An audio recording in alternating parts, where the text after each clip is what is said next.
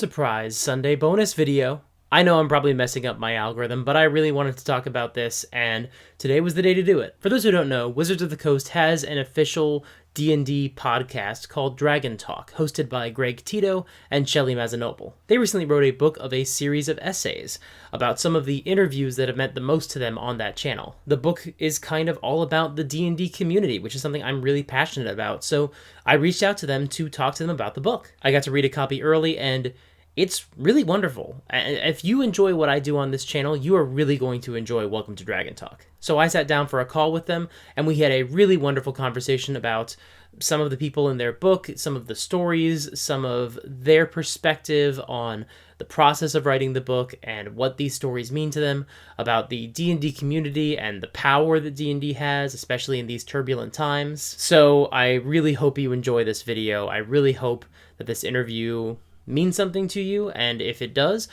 please check out the book Welcome to Dragon Talk. It's available for pre-order now. It comes out on December 5th, and the funny way that pre-orders work is that if you pre-order the book, there's a good chance you'll receive it early, like really early, like weeks early. So if this seems like something you might like, and I think it is, if you like my channel, I really think it is, then pre-order the book. There's a link in the doobly-doo below. And again, thank you so much to Shelly and Greg for being so generous with their time. Let's get into the interview.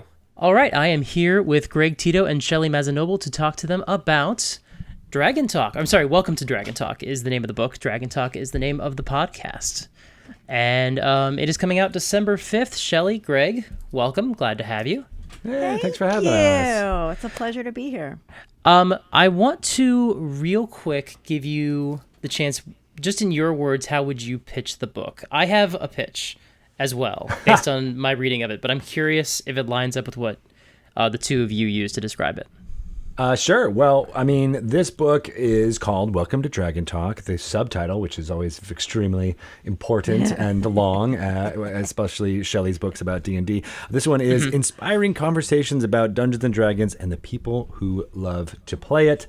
That's pretty much all there. But I think for me, it is a record of the growth and breadth of the D&D community over the last few years. We go into depth about how the Dragon Talk podcast came about, what were its origins, why it became a pillar in inviting people into the community to tell their stories and how they're interacting with this amazing hobby that has brought so much joy and fulfillment to so many people. And then it goes into a series of essays around some of those guests that we've had over the 350 plus episodes Shelly and I have recorded together over the last 7 years. And those include streamers, people who are creating maps, famous Hollywood actors who are in movies and shows that you know and love, to directors of those movies and shows that you know and loves, and how D&D has inspired them both in their youth and now. And so it's, for me, it's really a record of everything that the Dungeons and Dragons community has experienced through the lens of this particular podcast over the last 7 or 8 years. I would like to add that Greg is super good at elevator pitches and summarizing what our book is about. So thank you, Greg. No problem. No problem. I think the subtitle really says it all. Yeah. It occurred to me, I mean, I should have taken cues from how we discussed the book prior to you sending it over, but really when I was reading the Giancarlo Volpe interview with the director who worked on The Dragon Prince, it sort of clicked to me in a way that I sort of understood, this is also kind of a travel log for the D&D community. If you're new to it, someone like me takes for granted, well, of course you're going to have B. Dave Walters in there. Well, of course you're going to have Lauren Urban in there, but, and of course there are new people who I wasn't familiar with as well. But some of them like, you have to get Omega Jones in there. This is about the D&D community. But realizing if you are new to it and you don't know those things and you're not as terminally online as some of us, it is a really nice way to say, okay, if you're looking for, and I realized it when you were linking a lot of Instagram handles, and saying, hey, if you are interested in the work of these people we're talking about, here they are, and you can start to be a part of the community. And it really does open the door in a really helpful way for people, because I don't know if this is, I'm sure this is not news to either of you. D&D seems to be picking up quite a few new people pretty frequently. And having a book like this that's basically, hey, here is a sampling, sort of a core sample of the current D&D community, is like a really valuable resource as well for people who are like, oh, I want to follow this person on Instagram, and then leading you through to more. I hope that people do see it as that way. I think even if you don't listen to Dragon Talk, why wouldn't you? But even if you didn't ever hear an episode of Dragon Talk, I hope it's still the kind of book that you could pick up that's just a collection of essays about really interesting people. And the common thread is that they all just happen to play this game, Dungeons and Dragons. And it tells you a little bit about what this game means to them and what that interview meant to Greg and I, because we really connected. We connect with all of our guests, all 300 and however many that we've had on the show. We had to limit how many people we could actually fit in this book. We could write 30 books about the guests that we've had on Welcome or on Dragon Talk, but these ones rose to the top because they were significant to Greg and I because of our own past or because of our history with D&D or just things that have happened in our lives. And I think that's something that people can take away from it, is that there is all these connection points that you can have with people like Giancarlo Volpe and Joe Maganolo and Dan Harmon that maybe you don't get to interact with on a daily basis. But you know what? If you met Joe Maganolo in person and asked him about Dragonlance, he would have a conversation with you, and it would be a really great conversation. So you do have that in common. And it's also really nice, these are people who, as I said, if you're part of the D&D online community, you're aware of some of them, but to get a lot more insight, like Devin Rue is the one I was thinking of as I was reading that interview and being like, oh, wow, there's a lot here that, like, I follow Devin Rue's maps. I'm a fan of the coins and all the other things that Devin produces, and being like, oh, wait, there's a whole other side, like how Devin got into making maps, Devin's challenges and all these things. I was like, this is way more insight than like the things I didn't think I didn't know. You see someone online, you're like, oh yeah, like they're part of the community and they talk about D&D and all this stuff. But with all these interviews, you really get into some meaty stuff with a lot of them. Which I really think is really valuable. Yeah, you mentioned Devin Rue. We talked through her, I think, twice on the podcast. The second time was when she discussed that she was legally blind. And that blew, I think, both of our minds at the time, where we were like, oh my gosh, you had created all of these amazing, visual artifacts that are so important to so many people. And, you did so with, the desire to show that you can do things while not having the full capacity, right? And how she makes those choices and to be able to do that. And so I love that aspect of it. And then you mentioned, how we sometimes the topics of the interviews that we think we're going to have end up going into new and exciting places. Like when we talked to Jay Tallsquall about, we were excited about the fact that he had posted so much stuff in the D&D fitness hashtag, and we were talking about that and how exciting it was. But then he was very excited to have representation around the ACE community and how much that meant to him. And, honestly, I think Shelly and I learned a lot during that interview about that particular community and that representation within it, and that was really important to bring out. And so you're right, there are these levels that go beyond just the surface of like, oh yeah, you played D&D, we played D&D too, let's talk about our nerdery together. But how each of us shows the facet of themselves around this hobby. And that was kind of a tenet of the podcast to begin with, was to show that you can be a fan of Dungeons and Dragons and have a full other life, right? You can be have lots of other things in your life going on, and how important those are. And I love that this podcast is about shining a light not just on the D&D fandom that someone may have, but their personal stories. Yeah, definitely you get the sense from these essays and from the episodes that I've listened to as well, but anyone not familiar with the show, this is not a, so what's your favorite Nat 20 kind of podcast. Like, you guys are actually able to get into some more of people's history. And there's so many people who in the book and on the show talk about the things that they've worked through, you know, through the characters they've created and through the adventures and the struggles. I mean, you know, Ode to Whelm being perhaps one of the most obvious and most present examples, but surely not the only one in the book. I love that interview with Rufus Hound. It was so, that was one of the few times where I think we just were swept up in his performance. We were just like, okay, yeah, keep going. Tell us this entire, you know, it's almost like a 25, 30-minute story that he told us, you know, just a little bit of like us being like, yeah. And then it's amazing. I won't spoil it here, but it is worth both reading and listening to that episode if you're interested to hear him tell it, because it is fascinating. And you're right, there is so much there beneath the surface, underneath the guise of him being just a very gregarious person. Like, he's self-deprecating and funny, and we were laughing, and then all of a sudden we were crying. Yep. Yeah. That's one of the few essays that is really getting into like, my character did this and this happened at the table, where a lot of others are a little bit more about pulling back the curtain. That one is very much like, no, playing at the table pulled back the curtain for me. And in a way that, like I said, we're not going to give away the we're not going to paraphrase. People reading the book or listening to the podcast should hear it in Rufus's words. It's so great. Yep. It's a good one. I want to really quickly ask Shelly, this is your third book, and as everyone knows, every book is easier to write than the last, and they're never challenging at all, and then in no way is it ever a new challenge or experience. It's just old hat at this point. But this one is a very different format. Obviously, your previous two books were both memoirs, and this is a series of essays.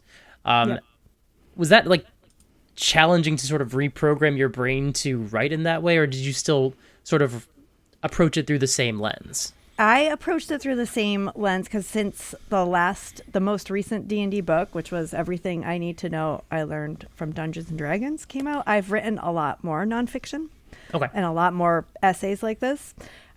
So I'm more comfortable in that medium.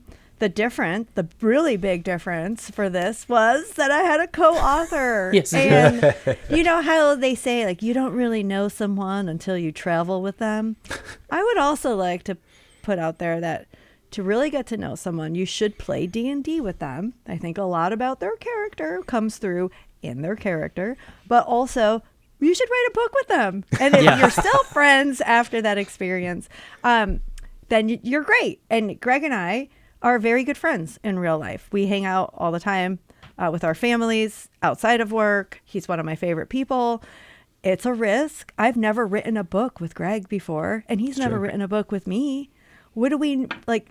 You're kind of committed to this person and believing in them that they're going to do the half of the book they said they're going to do. They're going to turn things in on time. They're going to not piss off your editor. They're not going to just flake. They're actually going to like crank out some decent words here and there. And well, thanks for that, Rose. Look, I'm thinking of like what words. He had a few decent words. I'm thinking also of what you were thinking about me, and like I'm sure that we were both like, oh gosh, I really hope this works. I hope it works.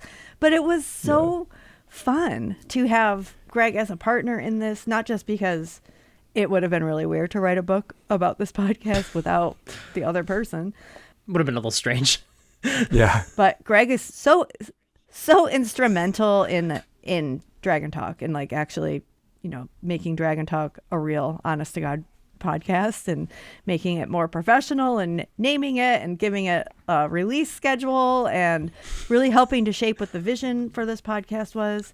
But also we would write, you know, we have day jobs, so we had to do our writing in the evenings after kids go to bed and it's late and I want to go to bed too. And it's like, nope, I got to write a book. So we had a shared document and I just would like log in late at night and I'd see Greg in there tinkering around too. And it was like, oh, Greg's here too. And we would just like send each other messages throughout, or I would just, you know, before I would warm up to writing my own essay, I would just check out one of Greg's essays and see what he was working on. I'm like, this is so good. Wow. Oh, yeah, I remember this interview, or I didn't remember that part of it, or I didn't realize Greg was so moved by something that a guest had said. It was just like it was very comfortable. And because, writing can be a very lonely activity. It's usually just you in your head. But it was really, really nice to have a partner in this, and we created it together. And it's really exciting to see like the end result and like hold all these pages in our hands that like, we did this together. And I just love sharing that with him. Yeah, me too. I mean, I had not written a book before. I did not have the luxury of doing 2 previous D&D nonfiction books with Shelly. Luxury. Well, I was a little bit like, I don't know what I worked for those. I'm just gonna make. You know what I mean? I didn't have the joke that Mike said of like I didn't know it. It gets easier when you've written a few. Oh yeah. But I loved that I could have that same experience with you, Shelly, and to see the work that you were putting out there. And I think that like allowed us to create the kind of tone a little bit more and emulate. So it didn't feel, I think that was one thing we were worried about was like, well, if you're writing essays and I'm writing essays, are they going to not fit? Is it not going to feel like the same cohesive whole? And I think the two of us kind of working in tandem not only allowed that to happen so that it doesn't feel so disparate. Obviously, there's different personalities between both of us, and we have both different lived experiences. So we brought different things to each of the essays, but they feel very thematic, and also they feel very much like the podcast does, and how it's our two voices kind of commingling and getting things out there. But I will say, as someone who has terminally fought against the lack of discipline needed to write a book or to complete anything, it was really great just having someone that I respect and love hanging out with and will want to do, projects with and forever and ever. Just be like, oh, I'm also working. I don't think we ever really got down on each other on deadlines, but I think both of us doing it at the same time felt accountable to each other without it being negative in any way, right? Like it was all very much like, okay, you're doing that. Well, I guess I got to write my thing now. And I felt encouraged and energized by that rather than the sometimes procrastination loop that can happen to all people and all writers. Yeah, that's very true. We obviously don't want to let down our editor and our publisher, but I also really didn't want to let down Greg.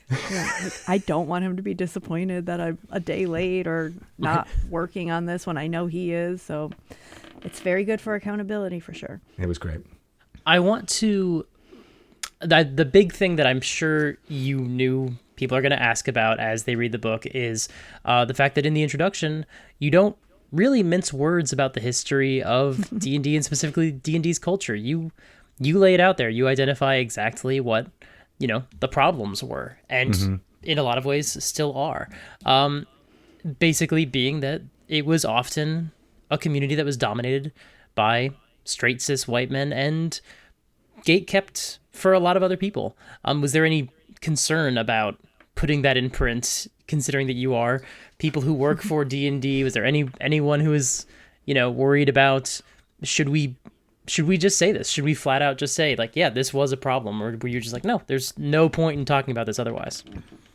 Well, I think that's the underlying tenet of how Dragon Talk ended up being the open gate in any gatekeeping, right? I think and especially comes through in the essay with Tanya DePass and how that single interview and then my growing, friendship and professional relationship with Tanya has, impacted so much from that one interview. And so I'm glad we got to have a record of that and very clearly state that when people talked about the D&D community in the 70s and 80s and 90s, it was very, as you said, it's very specifically about a group of people who looked and acted very similar to each other. And there were certainly people of color and there were, homosexual or LGBTQ people who were playing, but it wasn't what you thought of when the stereotypical D&D player was discussed.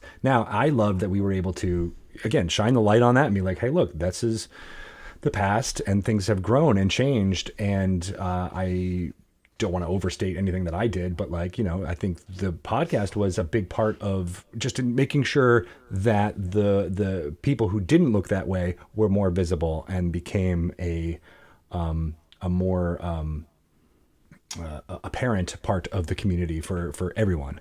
And so, yeah, no, I there might have been some trepidation as far as like, okay, can we actually, state unequivocally what was going on during the 70s and 80s? Us not necessarily being, I was alive, but not quite coherent during that time.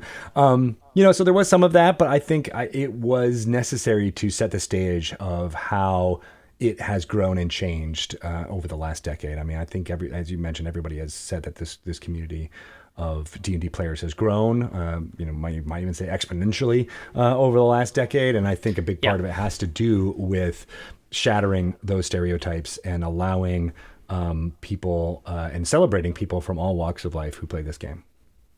Yeah, I think in a lot of ways, I know when I sat down to read a book about the community of D&D, I was like, okay, there's an elephant in the room here. And immediately it's addressed and it's called for what it was, and it's acknowledged that if you were in that time, it may have been unintentional.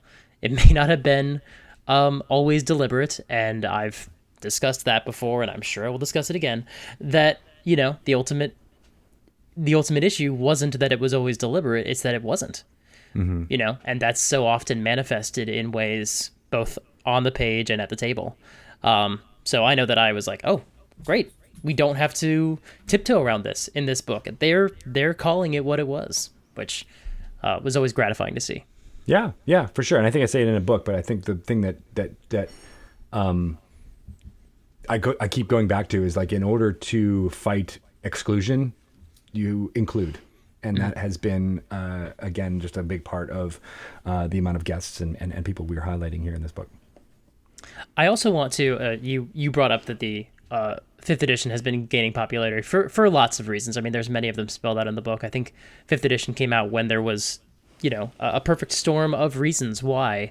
You had more influencers who were more accessible. You had the ability to actually stream games because now Twitch was a thing, and you had obviously a very deliberate push in the text itself for a more inclusive game. But the other reason that you cite, which I hadn't really considered until you said it in the book, was the United States political landscape at the time, which was a hostile place for a lot of people. When the 2016 election went the way it did, a lot of people were like, oh, monsters are real and they win sometimes. That sucks. And I think extrapolating from that, and also the other thing that you cite in the book, which is so many guests cite Curse of Strahd as an adventure that they've all had experience with. And obviously Curse of Strahd is a good adventure. It's really well done, and it's an iconic character. But I think that the fact that Curse of Strahd came out in 2016, and then also 2016 was dominated by a, more than one, but particularly one real life threat Vampire. to freedom. Yeah, predator. Yeah, no, you're right. And I think, I know that was not far from our heads when we were running Curse of Strahd, as I was like, no, like, I'm not going to do the fun, sexy vampires. Like, this is a metaphor for these types of people. And it became a very literal metaphor, not literal, but, it became a very direct metaphor through the course of the game.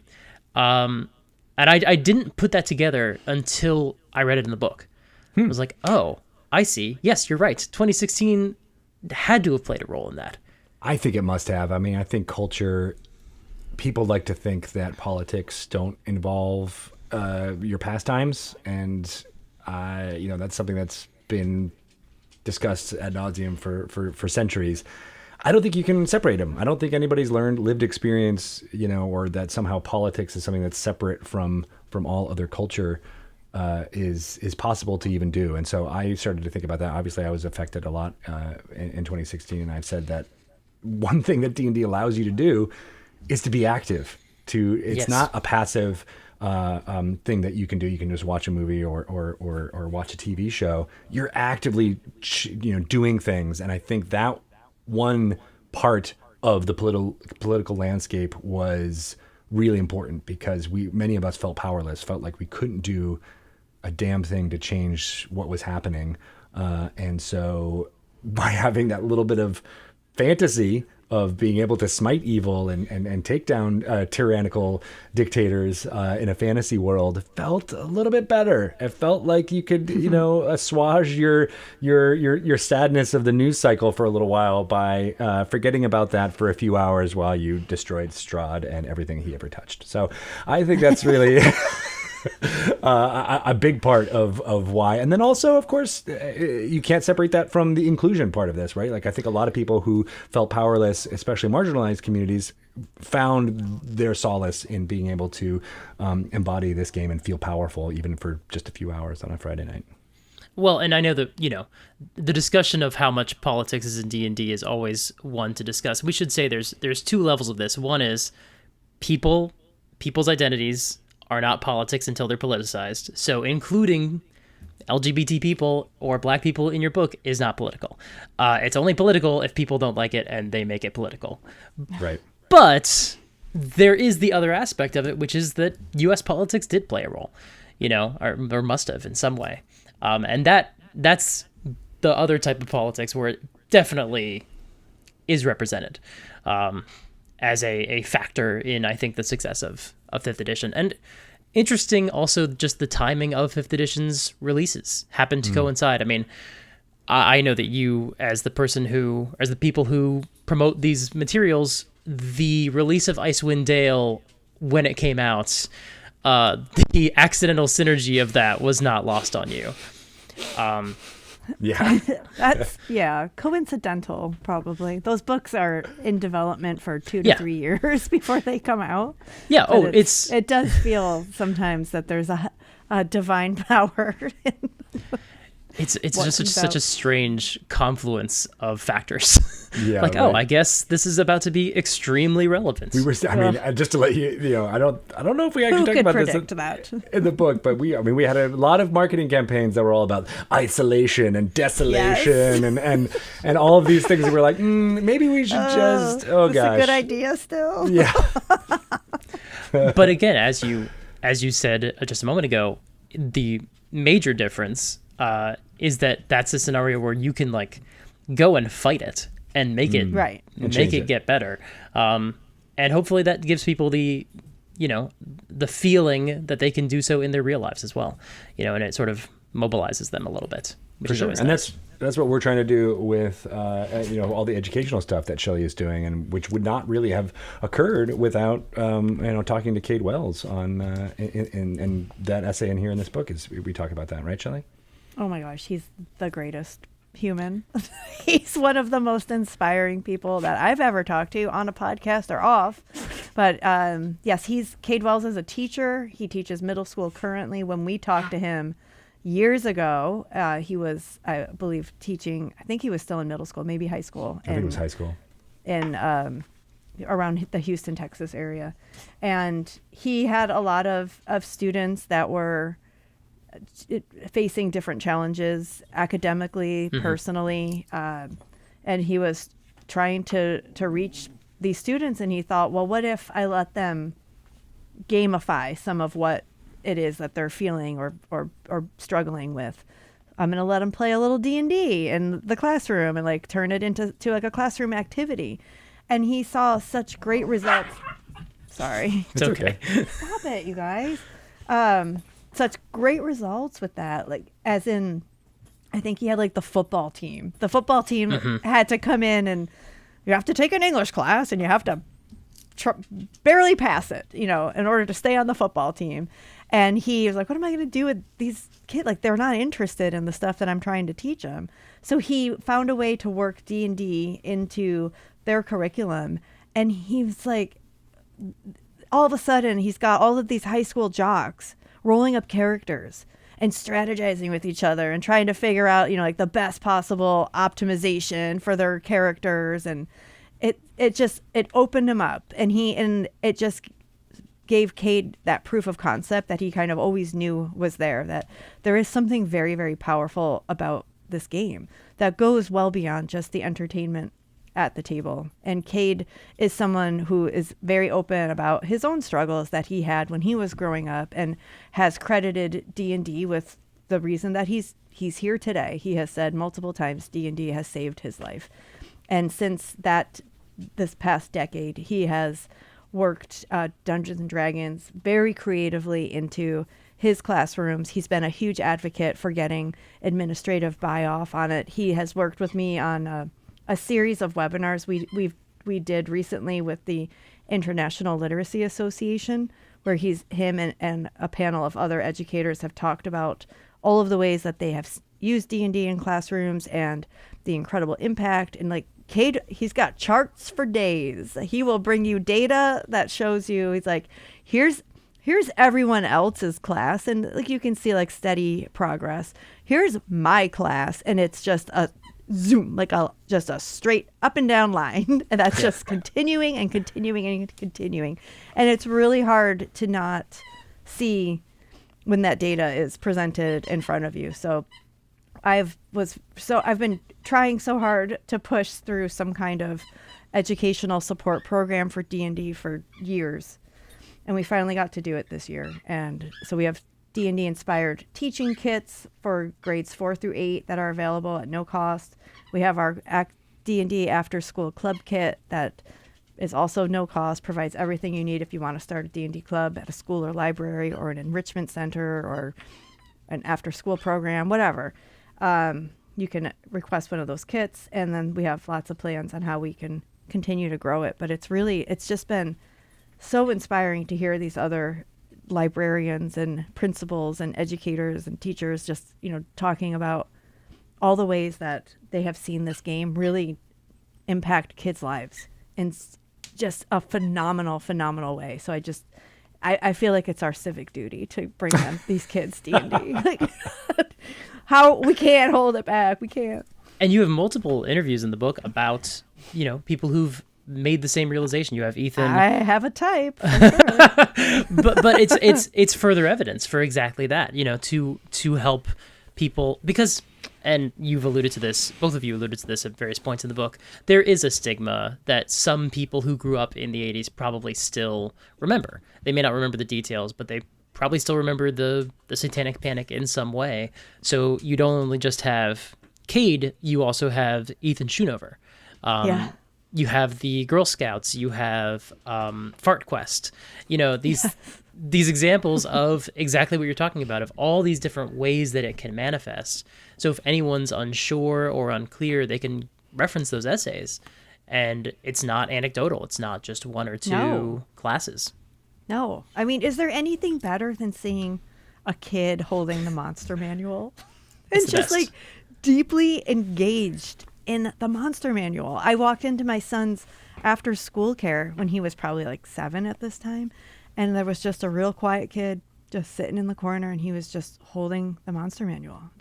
Of course, I brought in all the core rule books. Right, of course. So he discovered it. It's just like, I'm just going to leave these here, and I'm just going to see who gravitates to them. And it just warms my little heart, because I think about, like, I don't know, it's this kid in the future, and he's probably like, this could have been the thing that got him into D&D and helped him find that core group of friends, and maybe helped him get through some struggles. Maybe he was a struggling reader, and D&D ignited this lifelong love of the written word and reading, and maybe he's become a dungeon master, and therefore he's a really good leader and a public speaker, and now he's the president of some company somewhere, and it's all because somebody's mother brought the monster manual to a daycare. I mean, and, we can see evidence of that potential pathway with the Dan Harmon interview, where he sort of says exactly that. Yes, he has. A lot of people in Hollywood have definitely credited D&D with the reason why they've become storytellers. Yep. The reason why we've seen so much similarities between showrunners and dungeon masters. Yes. Totally. So we've heard from a lot of people that, hey, this is where I got my world building chops. This is where I got my storytelling chops. This is why I'm a good storyteller, because I spent my entire youth making up stories with my friends. So, take that, kids. If you want to work in Hollywood, play D&D. Start running games. And some where, it wasn't necessarily the influence, but certainly a huge influence, like with N.D. Stevenson. Totally. Yeah. The fact that they didn't even know about how to play Dungeons and Dragons until their partner or soon-to-be partner was running games. Like, I loved that story and how much the DNA of Dungeons and Dragons, which, I guess watching She-Ra, they were the creator of the She-Ra cartoon on Netflix. You could see the DNA of D&D in that show, certainly. I didn't realize how much of an impact it was until we were talking to them, and how much it, literal scenes in their D&D sessions would be, plot points and episodes in the show, which was really gratifying. How challenging was it to narrow it down to these specific essays? Very extremely. Because as you've said, there are 300 plus episodes. Was it really, we want to make sure people have a chance to see what the community looks like, and these represent that really well? Or was it just, these are the ones that meant the most to us? Or was it both? I'd say both, because I do think that it was important for us. We did want to show a very strong representation of who our community is. And, but it was also very important for us to pick the ones that did mean a lot to us. Those ones we have to write about them. And we wanted to have a story to tell about them. We didn't want this just to be like play-by-play of what we talked about on the podcast. Here's what this person said, and then here's a joke that Greg made, and then I laughed here. Right. These are not transcripts. Yes, they're not meant to be transcripts. So it definitely did have to do with what Greg and I were both feeling and how we were connecting with the interview. But I do think this book is meant, just like the podcast, is meant to be a representation of the community. It was important for people reading this book to feel like they saw themselves in this book too. Yeah, absolutely. But what was really interesting was that, Shelly had a short list and I had a short list, and there were, maybe 2 or 3 that were overlapping. I remember we both really wanted to write the Christina Ariel essay, because we both had a really strong connection with that one. But it was really interesting to me how the ones that I gravitated towards and I had stories with were not the same ones that Shelly had ideas and stories to tell about them. So that just also proved that the lists that we had were ones that were important to us, right? That the ones that were like, okay, we make connections with all of our guests, but the fact that we had something new and interesting to tell beyond just what was the content in there, and those were different for each of us. So it was a really great way to get out our voices in regards to these amazing community members. We also had the idea to include footnotes Yes. throughout the book, and it was also a way for Greg and I to, put in our own thoughts on an essay that the other one was writing. Because like Greg said, these people were important to both of us in some cases. So just to share anecdotally something. But Greg and I started using the footnotes to communicate with each other throughout the book. There were so many footnotes. There was a lot of footnotes. I would read one of his essays and I was like, oh my God, that's so funny. And I would footnote, this was so funny. I still laugh about this 6 years later. And the editor would be like, no, this is out. Please, no, keep the footnotes, so that it's actual relevant information and not just a compliment to each other. I loved the footnotes because it made it feel more like you were reading a podcast a little bit, right? Yeah. Rather than, it just being one voice. You got to hear, in Shelly's essays, my voice a couple of times and vice versa. And I love that. But as our editor thankfully pointed out, it felt probably a little too in-jokey, began making us laugh, which not necessarily the audience might not laugh. Right. It was, definitely. Yeah. I'm actually also really glad you mentioned the footnotes, because there's a lot of dedication to making sure anything D&D that's referenced is explained. These are not just meant to be in jokes or references just for the people who know. The whole point is opening this up to more people. So any D&D reference that pops up is footnoted at least once at the time that it appears. At least one of the times that it appears in the book. Yeah. Yeah. And that was with the goal at which you said earlier, which I really appreciated, because I don't think I'd forgotten about this aspect of the book until you brought it up, which was that we wanted it to feel like if you had just picked up the starter set and you might have played a little bit, but again, you're not eternally online. You don't have, those list of followers that many people in the D&D community have of people that you follow that you're like, oh, I understand what's happening. If you don't know any of that, you really are just a book reader, or you just play on your kitchen table and you don't interact. This is a great guidepost into being like, okay, this is what this means. This is how, this is hopefully give the tools for understanding those references going forward, as well as if you wanted to follow a lot of these people within the community. Here's a good, here, just take the people we write essays about or that we mentioned in the book. And that's a good starting point for you if you wanted to start to interact with these community members. Yeah, so that was really important to us, as well as, folks who are interested in Dungeons and Dragons or, D&D curious can pick up this book and hopefully learn about why it's exciting and why they might want to pick up that starter set and start playing. Yeah, that was really important to us. Was everyone in the book in your shortlist, or was there ever a time when you got home, hard day of work, and you're like, you know what? I know they're not on the list we talked about, but I'm writing about Emily Axford today because it's going to make me feel better. That's a great example. Did that happen? I feel like there was, and I think there may have been interviews that happened after we did our book proposal that we were like, oh, that one's going in. Oh, okay. Like Rufus, I think was. I was just going to say, I was doing the scan, and I think Rufus was the one that we recorded. It might have been in 2021, early 2021, that was not on the list, and I was like, we got to, because this was such a important and life-changing moment for him, and dramatized so well. So I think that was one where, we knew right away, like this. We should probably put this in the book because it's important. Yeah, it's possible too that the Aaron Reynolds, the FartQuest that one too, because he was such a, he was such a delight and had loved that book so much, and it got my kid excited about reading a book because there was farts on every page. You got to do what you got to do.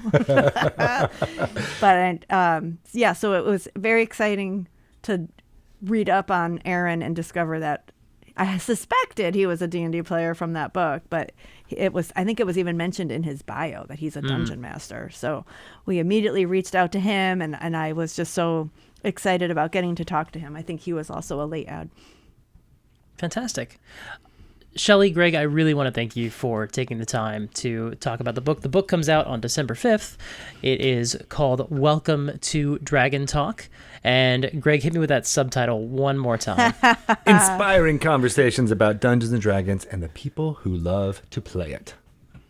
That's it. And we're going to be recording an audiobook too. We're just really excited about that. There's going to be an audiobook version. Yep. You'll be able to hear our voices in addition to following along, because I know you're going to pre-order both the audiobook and the physical book. Everyone is. Yeah. Everyone who watches this is going to, yes. Right. It's not a question. You're going to pre-order both. I love that you looked at the camera. You looked at the camera while you did that. That was not a question. He's hypnotizing. These two people took the time to talk to us about this book. Yes, the least you can do. The holidays are coming up. If there's anyone that you want to, and it's also just actually really wonderful just to see a different perspective, a bunch of different perspectives on the D&D community.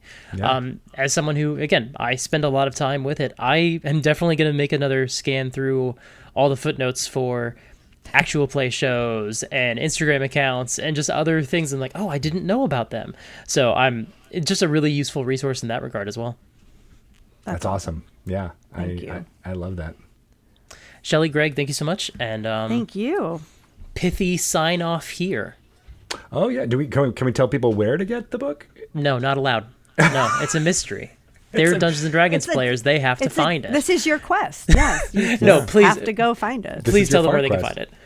Of course, if you just search Welcome to Dragon Talk, you'll be able to find it. But it is at the University of Iowa Press website. You can pre-order it now. Of course, you can get it through other online sellers. But we would love it if you got to pre-order it through your local bookstore. We know how important the local retail communities are, especially bookstores. So if you can, order it through there.